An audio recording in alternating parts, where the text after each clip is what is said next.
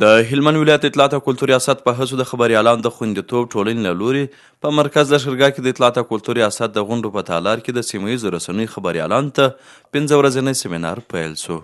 بشپړ جزئیات له میر احمد دوست څخه. د دې 15 ورځني سیمینار په اړه د هلمند اطلاعات امیر مولوي شیر محمد وحدت وویل چې د هلمند ولایت د خبریالانو لپاره پیل شوی 15 ورځنی سیمینار زیات ګټور دی او موږ هڅه کوو چې خبریالانو ته د ظرفیت لوړونې نور سیمینارونه هم جوړ کړو ترڅو خبریالان خپل کارونه لا منظم او مسلکي کړي.